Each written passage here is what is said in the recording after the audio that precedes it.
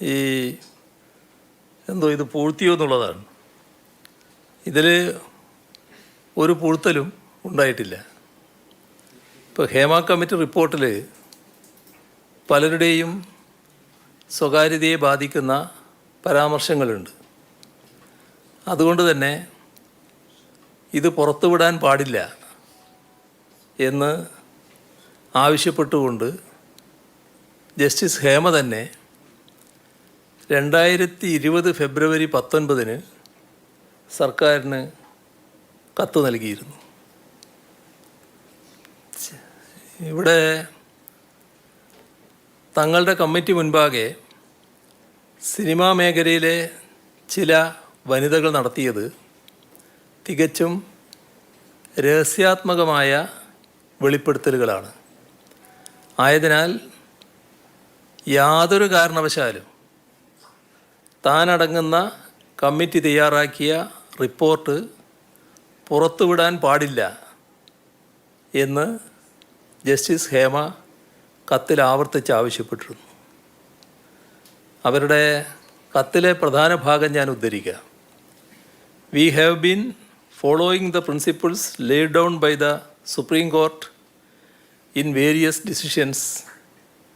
In keeping the matter extra confidential, it would also take the liberty to alert you to follow these principles before parting with the report to anybody in a routine manner. ഇതാണ് അവർ അയച്ച കത്തിൽ പറയുന്നത്. വ്യക്തികളുടെ സ്വകാര്യത ലംഘിക്കുന്ന വിവരങ്ങൾ പങ്കിടാൻ കഴിയാത്ത സാഹചര്യത്തിൽ വിവരാവകാശ നിയമപ്രകാരം ജസ്റ്റിസ് ഹേമ കമ്മീഷൻ്റെ പകർപ്പ് ആവശ്യപ്പെട്ട് അപേക്ഷകൾ സാംസ്കാരിക വകുപ്പിൻ്റെ മുഖ്യ വിവരാവകാശ ഓഫീസർക്ക് വന്നപ്പോൾ അദ്ദേഹം അത് നിരസിച്ചു. അതിനെതിരെ റിപ്പോർട്ട് പുറത്തുവിടണമെന്നാവശ്യപ്പെട്ട് ഒരു മാധ്യമപ്രവർത്തകൻ 2020 തന്നെ വിവരാവകാശ കമ്മീഷനെ സമീപിച്ചു. റിപ്പോർട്ടിൽ വ്യക്തികളുടെ സ്വകാര്യതയെ ബാധിക്കുന്ന പരാമർശങ്ങളുള്ളതിനാൽ വിവരാവകാശ നിയമപ്രകാരം റിപ്പോർട്ട് പുറത്തുവിടാൻ കഴിയില്ലെന്ന് 2020 October 22 commission chairman Vinson M Paul ഉത്തരവിട്ടു. കമ്മിറ്റിയുടെ നിർദ്ദേശങ്ങളും പരിഹാര നടപടികളും പ്രത്യേക ഭാഗത്തായി നൽകിയിരുന്നില്ല. സാക്ഷിമൊഴികളും പരിശോധനാ വിധേയമാക്കിയതിൻ്റെ ഭാഗമായിട്ടാണ് റിപ്പോർട്ടിൽ ഉൾക്കൊള്ളിച്ചിരിക്കുന്നത്. ഇതുകൊണ്ട് തന്നെ വെളിപ്പെടുത്തേണ്ടവ ഏതെന്ന് വിഭജിച്ചെടുത്ത് ചൂണ്ടിക്കാട്ടുക അസാധ്യമാണെന്ന് നിരീക്ഷിക്കുക കൂടി ചെയ്തുകൊണ്ടാണ് റിപ്പോർട്ട് വെളിപ്പെടുത്താൻ നിർവാഹമില്ലെന്ന് വിവരാവകാശ കമ്മീഷൻ വ്യക്തമാക്കിയത്. 2020 ആ ഉത്തരവ്. 2020 പുറപ്പെടുവിച്ച ആ ഉത്തരവിനെ ഓവർ റൂൾ ചെയ്താണ് വിവരാവകാശ കമ്മീഷൻ റിപ്പോർട്ട് പരസ്യപ്പെടുത്താൻ 2024 ജൂലൈ 7 സർക്കാർ നിർദ്ദേശം നൽകിയത്. വിവരാവകാശ നിയമപ്രകാരം സ്വകാര്യതാ ലംഘനമുള്ള ഭാഗങ്ങൾ ഒഴിവാക്കി റിപ്പോർട്ട് പരസ്യപ്പെടുത്താനായിരുന്നു കമ്മീഷൻ നിർദ്ദേശം. അവ ഏതെല്ലാമെന്ന് പരിശോധിച്ച് റിപ്പോർട്ട് പരസ്യപ്പെടുത്താൻ സർക്കാർ ഒരുങ്ങുന്ന ഘട്ടത്തിലാണ് തടസ്സ ഹർജിയുമായി ഒരു നിർമ്മാതാവ് ഹൈക്കോടതിയെ സമീപിക്കുന്നത്.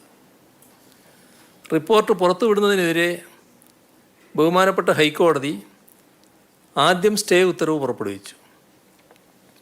പിന്നീട് ആ സ്റ്റേ വെക്കേറ്റ് ചെയ്യപ്പെട്ടു.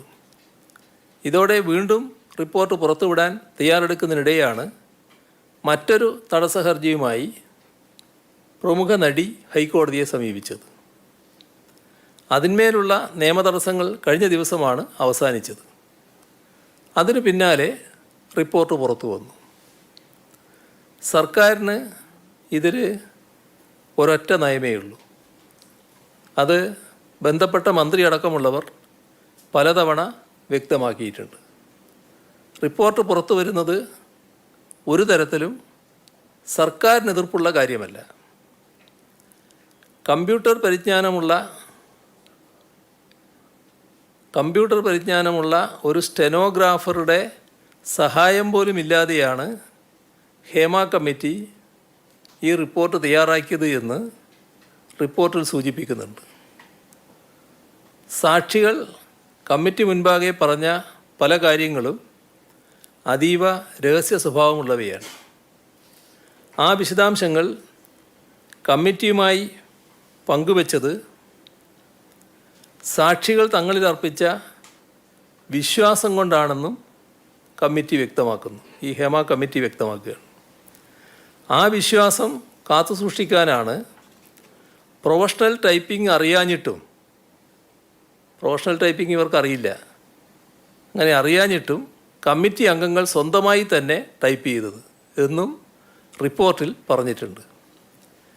വ്യക്തികൾ കമ്മിറ്റിക്ക് മുൻപാകെ വെളിപ്പെടുത്തിയ ഏതെങ്കിലും വിവരങ്ങൾ ചോർന്ന് വിവാദമാകുന്നത് തടയേണ്ടതിൻ്റെ അനിവാര്യത റിപ്പോർട്ടിൽ തന്നെ വ്യക്തമാക്കിയിട്ടുണ്ട് എന്നാണ് അർത്ഥം. റിപ്പോർട്ടിലെ ചില പരാമർശങ്ങൾ എടുത്താൽ ഈ കാര്യങ്ങൾ അതേ രീതിയിലുള്ള വാചകം കാണാൻ പറ്റും.